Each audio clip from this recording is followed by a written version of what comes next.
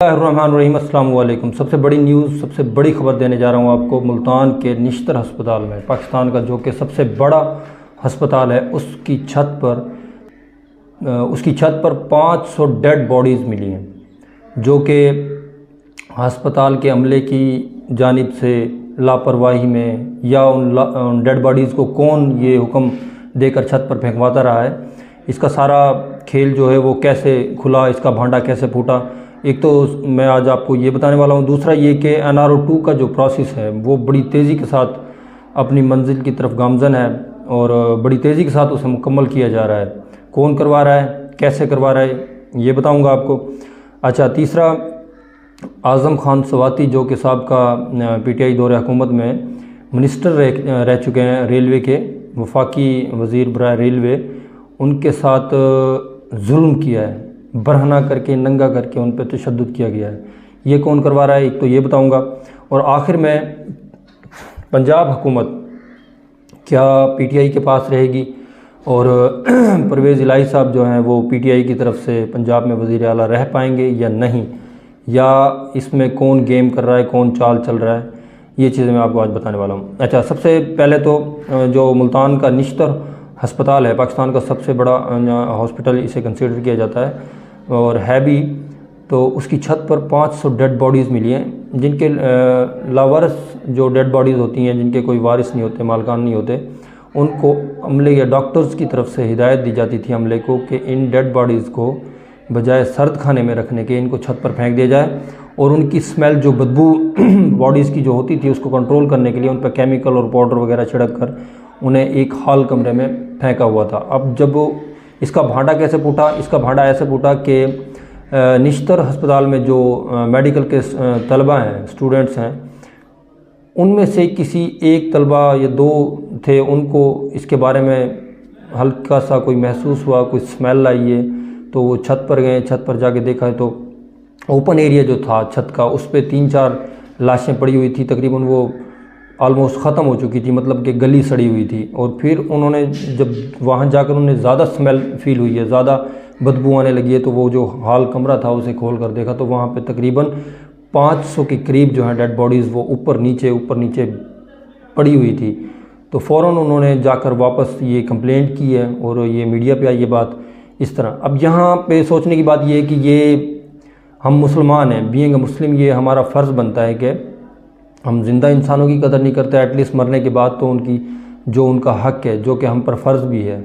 एक मुर्दा लाश की कदर करनी चाहिए, उसको उसके मुताबिक उसकी तदफीन हो, या उनको किसी के हवाले किया जाए, उनके वारसान के, मालिकान के जो भी हैं, या फिर उनको सर्द खाने में रखा जाए। ये कितनी बड़ी, मुसलमान होने के साथ साथ हम किस रास्ते पे हैं, कितनी बड़ी तौहीन है ये कि डेड बॉडीज़ को ऐसे खुलेआम, बिना हुर्मती है उन लाशों की, डेड बॉडीज़ की। अब वज़ीर आला पंजाब जो हैं चौधरी परवेज़ इलाही साहब, एक उन्होंने हुक्म जारी कर दिया है कि इस वाक़ये की इंक्वायरी करें। इंक्वायरी में क्या होगा, चंद लोग जो भी ज़िम्मेदारान ठहराए जाएंगे इस वाक़ये में, उनको मुअत्तल कर दिया जाएगा, डिसमिस कर दिया जाएगा जॉब से, और फिर वो जाकर फ़ायदा उठाएंगे हमारे जो हैं अदालती सिस्टम से। पाकिस्तान का जो इंसाफ का निज़ाम है कुछ अरसे बाद इनको फेवर दे देगा, ये फिर दोबारा से फिर अपनी अपनी सीटों पे, अपनी अपनी नौकरियों पर वापस आ जाएंगे। यही होना है बस। हालांकि जो भी इस वाक़ये के ज़िम्मेदारान हैं उनको कड़ी से सख्त सज़ा दी जाए, जॉब से फारिग ही ना किया जाए, बल्कि उनको जेल में डाल। ये तो हमारे पाकिस्तान का हाल है। अच्छा, अब बात कर लेते हैं थोड़ा सा NRO की तरफ। NRO-2 का जो प्रोसेस है बड़ी तेज़ी से जारी है वो। अब ये बात गली गली का बच्चा, जानवरों को जो चारा डाल रहा है, खेतों में जो किसान पानी लगा रहा है, जो 12,000 रुपये लेकर मजदूरी कर रहा है, उससे भी पता है कि ये मुल्क में हो क्या रहा है और इसे करवा कौन रहा है। लेकिन हर किसी को अपनी इज़्ज़त प्यारी है, कोई सामने आ नहीं सकता। अगर कोई सामने आए तो फिर उसके साथ जो होता है वो भी, उसकी मिसालें भी आजकल बहुत मिल रही हैं। लोगों को नंगा करके तशद्दुद किया जा रहा है। उनका वो कहते हैं कि एक टर्म बनाई हुई है सॉफ्टवेयर अपडेट करना। वो सॉफ्टवेयर तो अपडेट करना दूर की बात, उनके साथ जो तशद्दुद किया जाता है, हो सकता है कि वो आने वाले जो भी उनके अपने लोग होंगे उनको भी मशवरा देंगे कि भाई खामोश होकर बैठ जाओ। ऊपर साहब के और अपना हमज़ा शहबाज के फ़र्द जुर्म आयद होनी थी, उसी दिन इनको मुल्क पर मुसल्लत कर दिया गया। बाप को वज़ीर आज़म, बेटे को वज़ीर आला पंजाब बना दिया गया। ये इनमें खुद में इतनी नहीं थी ताकत कि ये काम अपनी खुद से कर लेते।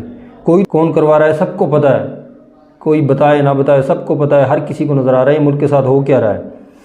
अच्छा, उसके बाद थोड़ा सा आज़म खान स्वाति साहब जो हैं, ख़ुद उनके जो हैं उनसे जो लोग मिलकर आए हैं उन्हीं की ज़बानी आप सुन लें पहले तो उनके साथ हुआ क्या है।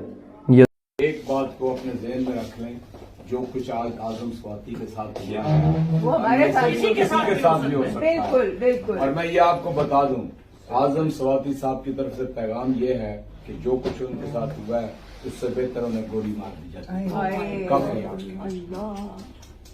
बहुत अफसोस है, बहुत अफसोस। ज़रा सुन लें, देख लें। अच्छा, ये मत मारो, मोहब्बत से दिल जीते जा सकते हैं। ये नफ़रत मारना, इससे जो है ना इनका जज्बा नहीं टूटेगा, ये बल्कि और मजबूती के साथ उभर कर आएंगे। ऐसे ही मारते रहोगे तो कभी भी जीत नहीं पाओगे, हार जाओगे। जुल्म मत करो, मोहब्बत से समझा लो, प्यार से समझा लो, मारो मत। गलत कर रहे हो, ये गलत हो रहा है मुल्क के साथ। शायद आप घबराए हुए हैं कि जो 75 सालों से आपने जो हकीकत में जो इक़्तिदार पे कब्ज़ा किया हुआ था वो छीनने के करीब आ गया है, वो आपसे अब छीना जाएगा। आपकी जो अजारादारी थी 75 साल से उसको ख़त्म किया जाएगा, ये आपको नज़र आ रहा है। इसीलिए आप लोगों को डरा कर, धमका कर, मार कर, ये तशद्दुद कर कर उनको इस आज़ादी से पीछे हटाने की कोशिश कर रहे हैं, लेकिन आप कामयाब नहीं होंगे, आप फेल हो जाएंगे। मत मारो, मोहब्बत से समझा दो, प्यार से समझा दो, अमन की कोशिश कर लो, नफ़रत ना फैलाओ।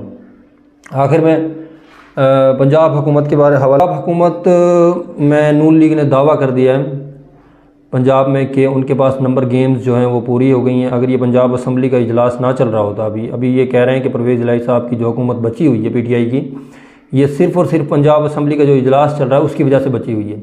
और जिस दिन इजलास कंप्लीट होगा, मुकम्मल होगा, नून लीग ने दावा ऑलरेडी कर दिया है कि उनके पास नंबर गेम जो हैं वो पूरे हो गए हैं।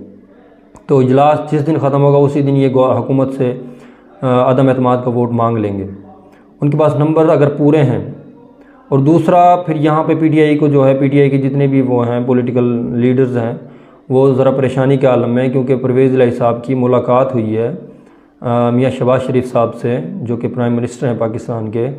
अगर तो शहबाज शरीफ साहब परवेज़ इलाही को ये ऑफ़र करते हैं कि आप वज़ीर आला पंजाब बने, लेकिन हमारी तरफ से बन जाएं, PTI को छोड़ दें, मुमकिन है ऐसा हो सकता है। क्योंकि इमरान खान साहब ने कहा जा रहा है कि आज़ादी मार्च के लिए परवेज़ इलाही साहब से 2 अरब रुपए डिमांड की है। अब कोई भी हुकूमत वक्त का जो भी सरबराह होता है, इतनी बड़ी अमाउंट निकालना हुकूमत से बड़ा मुश्किल होता है, नहीं निकाल सकता। तो हो सकता है कि इस बात से पीछे हट कर परवेज़ इलाही साहब PTI को अलविदा कहकर और नून लीग के वज़ीर आला पंजाब मुंतखब हो जाएं। दोनों तरफ से परवेज़ इलाही के मज़े हैं, PTI की तरफ से या नून लीग की तरफ से, क्योंकि वज़ीर आला बनना उन्होंने ही है। क्योंकि उनके पास 10 सीटें, 10 सीटों की वजह से वो दोनों पार्टियों को